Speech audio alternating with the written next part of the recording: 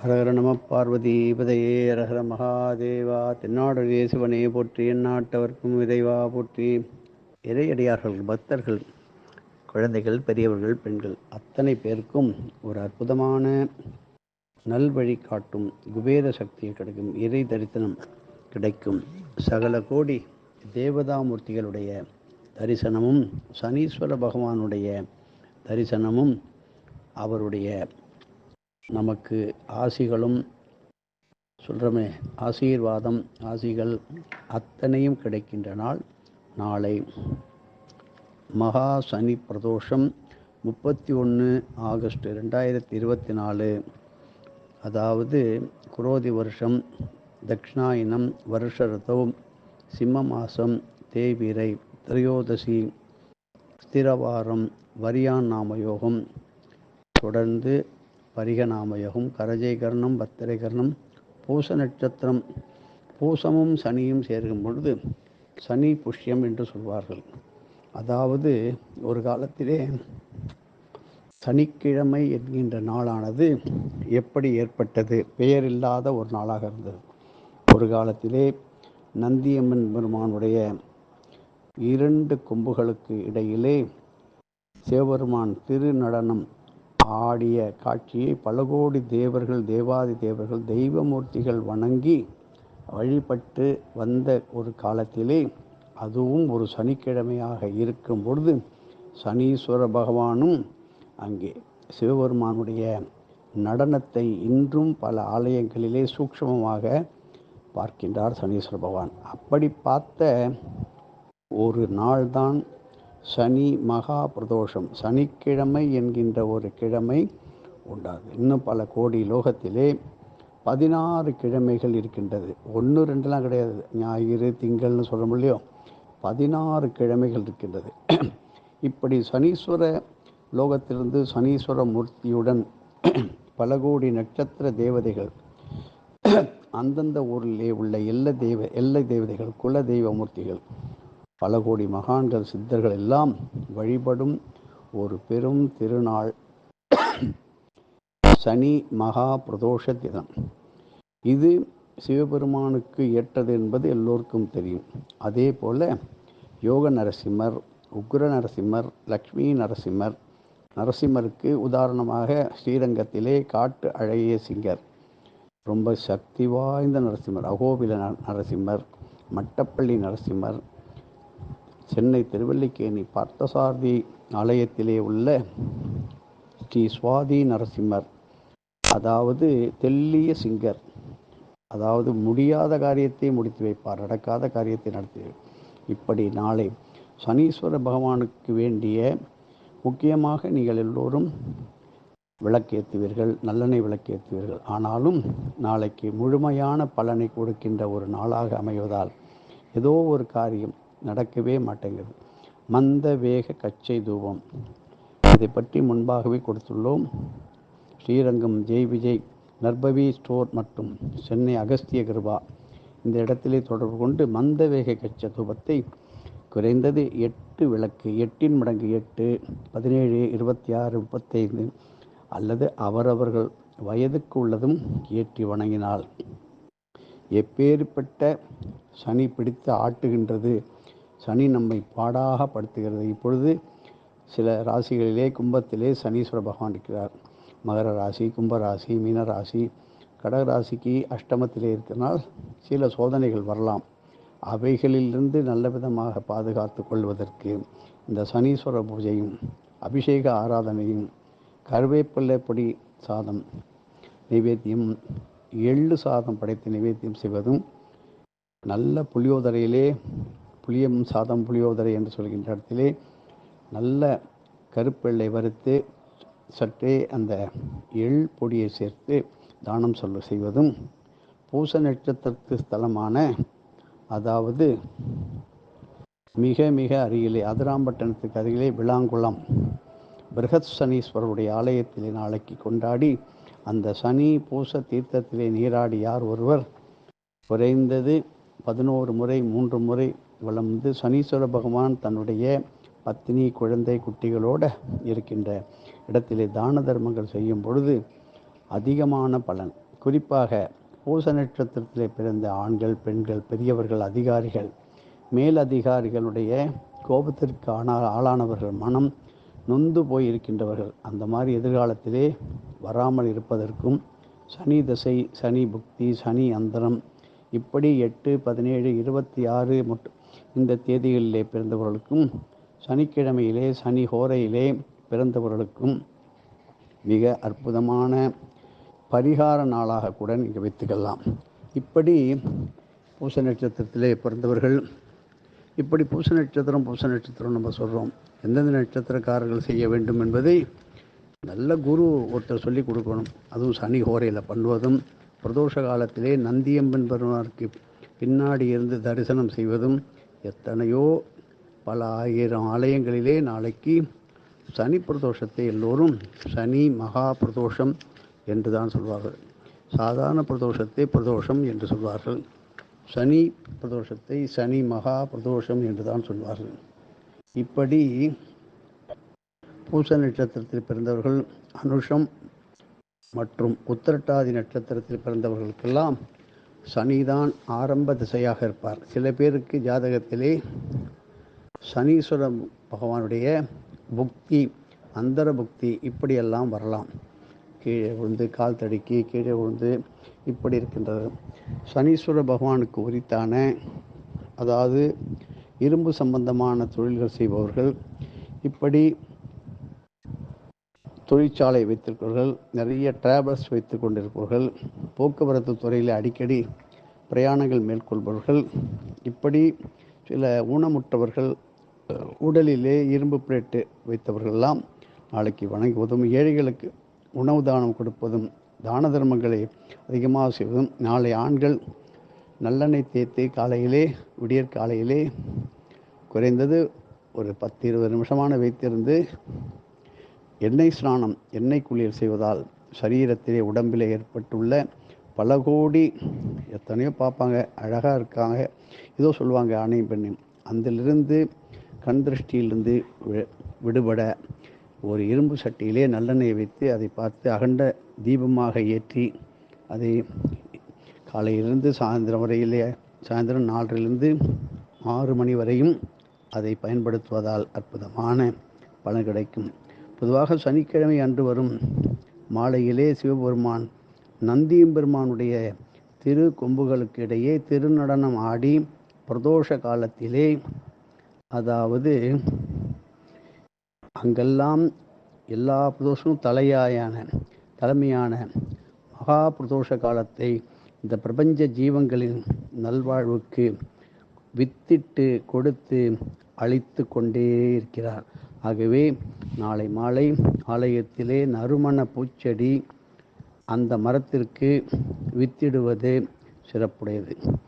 நிறைய பூச்செடிகள் வைப்பது, நந்தவனத்திற்கு நீர் விடுவது, சுத்தமான உரங்களை வைப்பது, ஸ்தல விருட்சமே இல்லாத ஆலயத்திலே ஸ்தல விருட்சத்தை மீண்டும் நட்டு செழித்திட இன்றைய நாள் மிக மிக உயர்ந்த நாள். நட்சத்திரம், திதி, கிழமை, கரணம், யோகம் போன்ற அனைத்து கால தேவதா மூர்த்திகளும் இந்த அற்புதமான மகா பிரதோஷ தினமான நாளைக்கு அந்த நந்திமூர்த்தியினுடைய இரு கொம்பு, இதற்கு கொம்பின் இடையிலே திருநடன வைபவத்தை அநேகமாக நல்ல பக்தி உள்ளவர்கள், பிரதோஷ விரதம் இருப்பவர்கள் தரிசித்து கொண்டுதான் இருக்கின்றார்கள். அதாவது காரண மகரிஷி இதற்கு ஆளாக இருந்து உதவி செய்வார். அவரே பார்த்து ஆனந்தம் கொண்டதால் இது ஸ்ரீ மகா காலப பைரவ தலைவருடன் திருவருளுடனும் எந்தெந்த நட்சத்திர, திதி, கரண, கிழமை இப்படியெல்லாம் சேர்ந்து வரும் பிரதோஷ பலன் எப்படிப்பட்ட பலாபலன்களை தரும் என தீர்க்க தரிசனமாக அறிந்து இந்த பூவுலக மக்களுக்கு நமக்கு கொடுத்து கொண்டே இருக்கிறார்கள். இவை யார் மூலமாக தெரிஞ்சுக்கணும்? ஒரு சர்க்குரு மூலமாக. இப்படிப்பட்ட இந்த பூச நட்சத்திரத்துடன் கூடிய மகா சனி பிரதோஷம் சம்பூர்ண சந்தி சனி பிரதோஷமாக அமைகின்றது. அதாவது மாலை பொழுதானது 3 சந்தியா வேளைகளிலே, காலை மதியம் அதாவது உச்சி நேரம் மாலை ஒன்றாக சேர்ந்து மகத்தான புனிதத்துடன் விளங்குகின்றது. எல்லோருக்கும் தெரியும். இதில் நல்ல காரியங்களை செய்தால் ஆற்றினால் நல்ல கிரணங்கள் நல் பலன்களை உடனே கொடுக்கும்.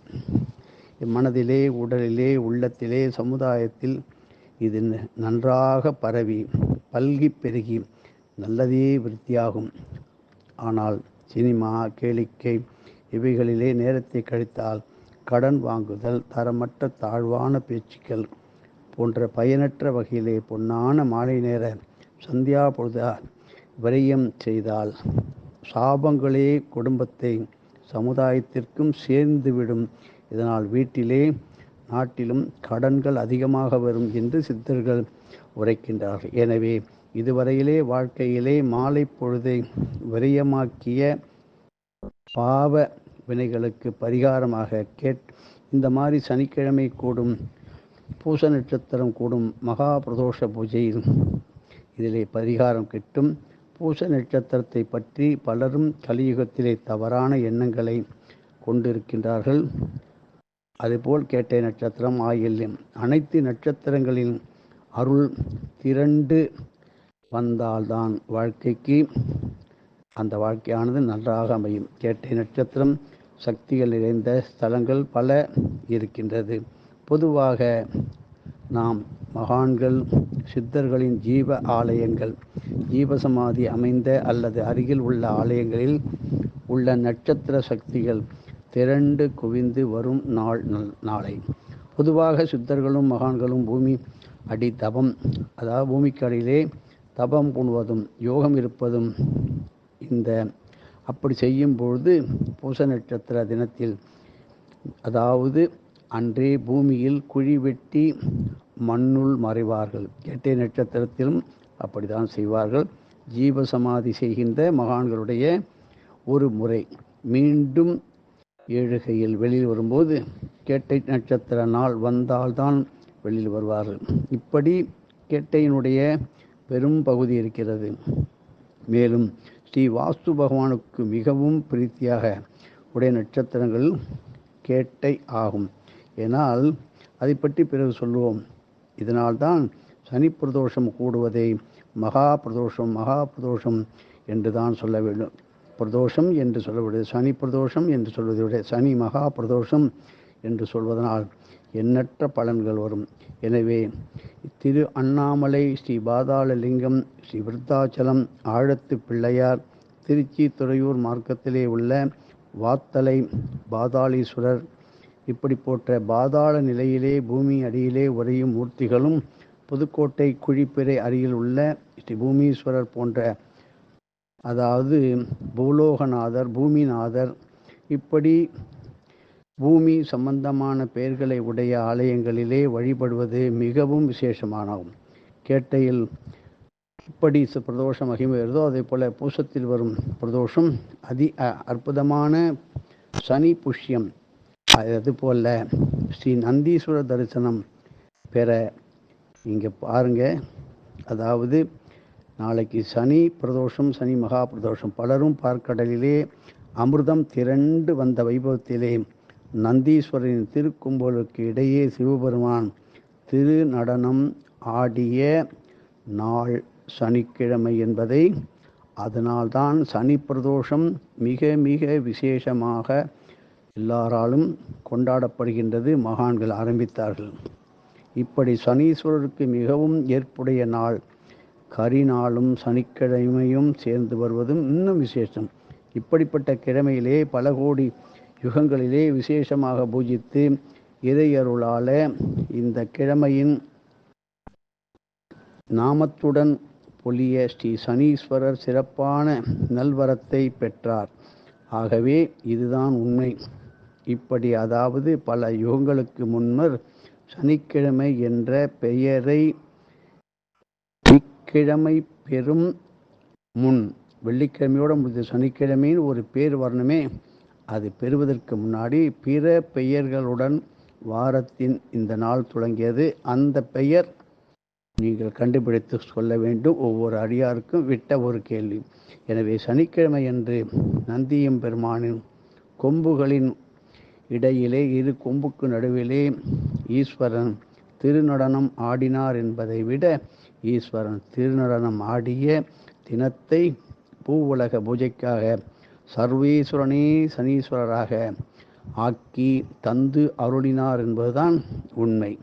இப்படி நமது பூமி போல எண்ணற்ற பூமிகள் அண்ட சராசரத்திலே இருக்கு. இதில் நம் பூவுலருக்கு மட்டுமே நவக்கிரக பரிபாலனமும் 7 நாள் கூடிய வார அமைப்பும் நமக்கு வந்து அமைந்தது. சந்த பூவனம் என்ற மற்றொரு பூமியிலே 16 கிழமைகள் கூடிய ஷோடச்ச வார அமைப்பு இருக்கு. பித்திரு லோகங்களிலே 24 வாரங்கள் கூடிய, நமக்கு ஒரு மாதத்துக்கு 4 வாரம் இதான் வச்சுருக்கோம். பித்திரு லோகத்திலே 24 வாரங்கள் கூடிய கால அமைப்பு இன்றும் விளங்குகிறது. ஆகவே பூவுலகில் நாம் காணும் கால அமைப்பானது பிற லோகங்களில் மாறுபடும். ஆகையினால இதை நாம் அறிய உதவுவது என்னவென்றால் நாம் காணும் சொப்பனம் கனவு. இந்த கனவு என்பது உறங்கிய பின் நம்முடைய 9 சரீரங்களிலே, உடலுக்கு 9 வாசல், வேறு ஒரு சரீரத்திலே பிரிதொரு லோகத்தில் நாம் வாழும் நிலை ஆகும். கனவுலகில் அனைத்து கால வகைகளும் மாறுகின்றன, மாறுபட்டு கொண்டே இருக்கின்றன. எல்லோருக்கும் தெரியும் தானே. எனவே பிரதோஷ பூஜை கோட்பாடுகளுடன் ஒவ்வொரு லோகத்திற்கும் ஒன்றாக இருக்கும் இத்தகைய விளக்கங்களை நாம் அறிய வேண்டிய காலம் நாளைக்கு. இப்படிப்பட்ட காலத்தை தவறவிடலாமா? இறைமை என்பது மனித குலத்திற்கு என அளிக்கப்பட்டுள்ள பகுத்தறிவுக்கும் அப்பாற்பட்ட ஞானமயம் என பகுத்தறிவே ஆகும். இந்த ஒவ்வொரு சனி மகா பிரதோஷமும் மனிதனுடைய உள்ளம், மனம், உடலில் அப்பரிமிதமான தீர்க்க தரிசன சக்தி, பரந்தாம சேகர ஆயுள் சக்தி, வித்யா கீர்த்தி சக்தி என பல வகை உண்டு. ஆகையினால்தான் நாளைக்கு உங்கள் வீட்டிலே படிக்கும் பள்ளி குழந்தைகள், மாணவிகளையும் குழந்தை மனைவியுடன் சென்று தரிசனம் செய்தால் வீட்டில் ஒரு நல்ல செய்தி வரும். இப்படிப்பட்ட சக்திகளை ஆக்கித் தருகின்ற இதில் என்ன விசேஷ மகத்துவம் அப்படின்னால், இந்த பிரதோஷ நேரத்திலே சிவாலயத்தில் இருப்பதே அற்புதமான பலாபலன்களை அள்ளி கொடுக்கும். அப்படின்னா இதில் கூடும் பூஜைகளை சேர்ந்து எல்லாரோடையும் சேர்ந்து செய்தால் பலன்கள் கொட்டு என்று கொட்டும். எவ்வாறு பிரதோஷ பூஜா பலன்களை நாம் விருத்தி செய்து கொள்வது?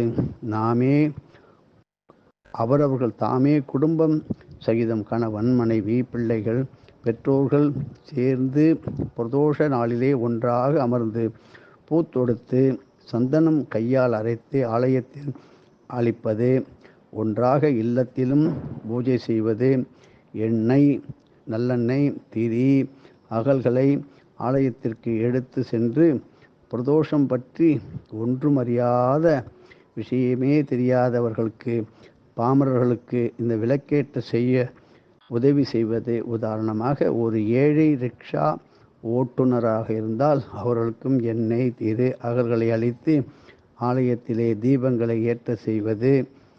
இப்படி செஞ்சு பார்த்தால் உடனே எத்தகைய சந்தோஷம் வரும் என்பதை அவரவர்கள் அப்பொழுதே உணர்வார்கள். இது கண்டிப்பாக தெரியும். இப்படிப்பட்ட சந்தோஷமே பேரானந்தமாக, பெரிய ஆனந்தமாக உடனே திரும்பி வரும்.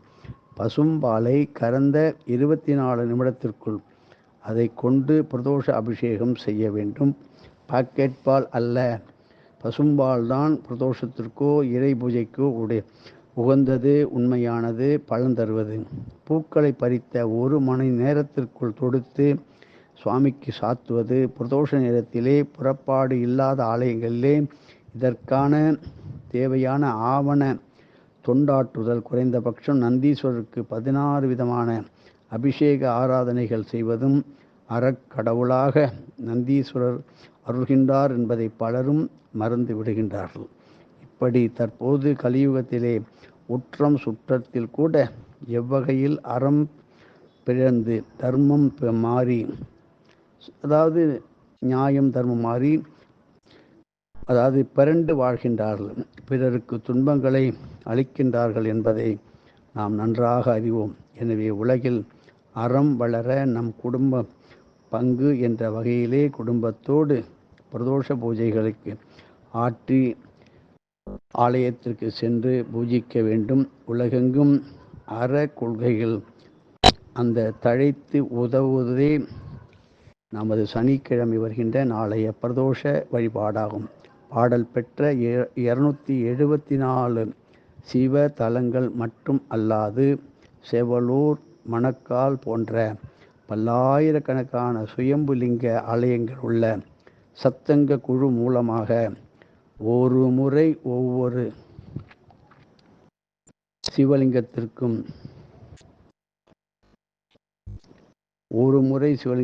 ஆற்றும் பிரதோஷ பூஜைகளை ஆற்றும்போது பலாபலன்கள் கோடி கோடி வரும். பிரதோஷ நேரத்திலே பசுவிற்கான பூஜை, மேலும் குடும்பத்திற்கு அருகில் உள்ள சுயம்புலிங்க மரணம் ஆலயங்களை பிரதோஷம் படுதல், இப்படி ஒரு முறை ஒவ்வொரு சுயம்புலிங்கத்தும் லிங்கம் அருளும் கோயிலாக சென்று பூஜைகளை செய்வது பிரதோஷ முறை. அந்த பூஜை முடிந்தவுடன் ஆலயத்தை சுத்தம் செய்யும் உழவார திருப்பணி, அப்படியே குப்பை இல்லாமல் வந்து சுத்தம் செய்து கொடுப்பது. இந்த மாதிரி மிஷின் வாழ்க்கை, எந்திர கதியாகவே வாழ்க்கையை ஓட்டி செய்யாமல் இனிமேலானும் பிரதோஷ பூஜா பலன்களை விருத்தி செய்து வளர செய்து அதன் வண்ணம் சில முன்னேற்றங்கள் உங்கள் வழிபாட்டிற்கு கொண்டு வந்தால் நீங்களே எல்லாருக்கும் எஜமான். இன்று அதாவது சனிக்கிழமை இரவு உங்களுக்கு ஏற்படும் கனவினை நாளை ஆலயத்திலே, இன்று வெள்ளிக்கிழமையும் ஒரு கனவு ஏற்படுவதற்கான வாய்ப்பு அநேகமான பேருக்கு இருக்கு. அது நந்தீஸ்வரரின் வலது திருக்காரர்களே எல்லோரும் சொல்வார்கள், பார்த்துக்கொள்ளுங்கள். கனவுகளை மட்டும் பிரார்த்தனைகளை சொல்லக்கூடாது. இப்படி செய்வதாக இப்போதே சங்கல்பம் செய்து கொண்டு சனி பிரதோஷ வழிபாடுகளை ஆற்றி மன நிறைவுடன் உறங்க இன்று ஏற்படும் கனவில் அதனுடைய பாங்கினை நீங்களே உணர்வீர்கள்.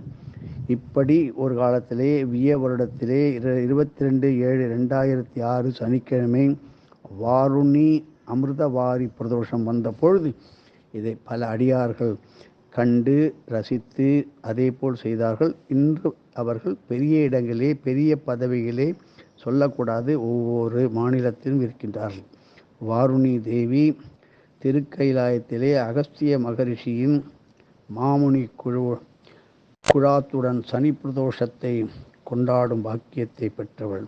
வாருணி தேவிதான் மழை நீரிலும் கடல், ஆறு, குளம், ஏரி போன்ற புண்ணிய தீர்த்தங்களிலும் பாபநாசினி மூலிகா சக்திகளை, அதாவது பாவங்களை நசிக்கும் மூலிகை திரவியங்கள் ஜீவ நலனுக்காக அளிக்கின்றாள் என்பதை தெரிந்து கொள்ள வேண்டும். பிரதோஷ நாளிலே இதிலும் இன்று இப்படிப்பட்ட போன்ற நாளிலே சனி பிரதோஷ நாளிலே ஈஸ்வரனுக்கு திருக்கைலாயத்திலே சங்கினால் அமிர்தம் படைக்கப் பெறுவதால் அமிர்தகார தேவதாமூர்த்தியும் அமிர்த சக்திகளை மழை நீரிலும் கடல், ஆறு, குளம், ஏரி போன்ற புண்ணிய தீர்த்தங்களும் வாருணி தேவி அளிக்கும் மூலிகா சக்திகளுடன் ஒன்றாக சேர்ந்து நிரவி அருள் புரியும் நல்ல நாள். இப்படி அமிர்த சக்திகள் பிரதோஷ நாளிலே உலகம் முழுவதும் நிரவுகின்ற அமிர்தம் என்றால் இனிப்பான திரவ பொருள் என்றே மட்டும் எண்ணக்கூடாது. அமிர்த சுவைக்கு ஈடு இணையே கிடையாது. திகட்டாதது உள்ளம், மனம், உடலை ஆனந்தப்படுத்தி எப்பொழுதும் அதாவது சாஸ்வதமான நிலையை பெற்று தரும் என்பது, சாகாத வரம் தருவது என்றெல்லாம் நாம் அறிவோம். ஆகையினால சாகாவரம் பெறுவதும் எளிதில் நமக்கு நாமே வாழ்ந்திடவா இல்லை பிறர் நலம் பேண வாழ்வோர் அமிர்தத்தை அடைவது அன்று என்ற அமிர்தமயமான எண்ணத்தை பூண்டு தவத்தில் சிறந்து வாழ்வோர்க்கே சாகாத வரத்தை புலப்படுத்தும் அற்புதமான ஒரு சனி பிரதோஷம். இப்படி சனி பிரதோஷத்தை இப்பொழுதுக்கு தயாராகிவிடுங்கள். ஸ்திரவாரமானது, அதாவது சனிக்கிழமை, ஆயுள்காரனான சனீஸ்வரனுக்கு மிக மிக பிரீத்தியானது, உரித்தானது. பிரதோஷ நாளிலே அதியமான் வாருண நெல்லிக்கனியை ஔவையாருக்கு அளித்த ஔவையாரும் முதலில் அதனை அவனுக்கே திருப்பி அளித்து, நாடாளும் மன்னன் பல்லாண்டு உத்தமமாக நீடு வாழ்தலே மக்களுக்கு நன்று என்று எடுத்து உரைத்த போது, உத்தமர் கரம்பட்டு இக்கனி மிகவும் உத்தமமாகி விட்டபடியால் அருட்தமிழ் போல் ஔவையின் மறைத்தமிழும் நீடு வாழ வேண்டி ஔவையிடமே அதனை மீண்டும் அது மயமாக அளித்து மகிழ்ந்தார். உனக்கு யாது வேண்டும் என ஔவை அவனிடம் கேட்டிட, பிறருக்கு கொடுப்பதற்காக மட்டும் இறைவனிடம் கேட்கும் உத்தம நிலையை வையக மக்கள், உலக மக்கள் பெற வேண்டும் என்பதையே அரிய வரமாக கேட்டாள் அதியமான். இதற்கு அமிர்த வழிபாடே மிக மிக ஏற்றது என உரைத்த ஔவை, அதாவது சீதக்கல செந்தாமரைப்பூ என்ற பாடலை மீண்டும் அதியமானுக்காக நெல்லி மரத்து அடியிலே நெல்லிக்கனி நுனி அமிர்தம் தில்லை குமரன் பதம் காட்டும் என அருளினாள். தில்லை குமரன் சிவகுமரன் விநாயகர். இந்த விநாயகரே அமிர்த விநாயகர் ஆவார். உத்தம சித்தர்களும் மகரிஷிகளும் பார்க்கடலில் விளைந்த அமிர்தத்தை மலைத்தேன் நெல்லிக்கனி நுனிச்சுவை மாசிக்காய் மாசற்ற காய் கருப்பு அமிர்த காசினி கீரை போன்ற பலவற்றிலும் பதித்து பாமர மக்களுக்கு கலியில் அமிர்த சக்தி பெற வகை தந்துள்ளார். இப்படி யாவும் பாபநாசினி திரவியங்களாக நமக்கு கிடைத்து கொண்டிருக்கு. இன்றைய வாருணி மூலிகா அமிர்த சக்தி பிரதோஷ நாளிலே பாபநாசம் தலத்திலும் ஸ்ரீ அமிர்த லிங்கேஸ்வரர், ஸ்ரீ அமிர்த கடேஸ்வரர், அமிர்தவல்லி போன்ற அமிர்த பெயர் கொண்டு பூண்டு இறைவியும் காட்சி தரும் அருளும் தலங்களிலும் திருநெல்லிக்காவல், திருவாரூரிலே நெல்லிக்குப்பம், மதுக்கூர், மதுவனம், மதுக்கரைப்பட்டி, மதுரை, வடமதுரை, தேனிமலை, தேனிப்பட்டி, தேனி, மது, அதாவது மதுனா தேன், இப்படி பேர் உள்ள இடங்களே நெல்லி மற்றும் நெல்லி மது, அதாவது நெல்லி தேனில் கலந்த நெல்லிக்காயை தானம் அளிப்பதும், நந்தீஸ்வரருக்கு மூலவருக்கு தேன் அபிஷேகம், மலைத்தேன் அபிஷேகம், கருப்பட்டி கலந்த பஞ்சாமிர்த அபிஷேகம் அற்புதமான நல்ல பலன்களை உடனே கிடைக்கின்ற நல்ல நாள். முழு நெல்லிக்கனி ஆன அந்த நெல்லிக்கனியை அழகாக தாமரை, அதாவது வாழைத்தண்டு நாளிலே ஜாக்கிரதையாக அதை கோத்து மாலையாக சாற்றி வழிபடுபவர்களுக்கு கோடான கோடி லட்சுமி கடாட்சம் கிடைக்கும் நாள். வாழை நாரை பட்டையாக வைத்து கொள்ளுங்கள். கீழே ஒரு முடிச்சு போட்டுக்கொள்ளுங்கள்.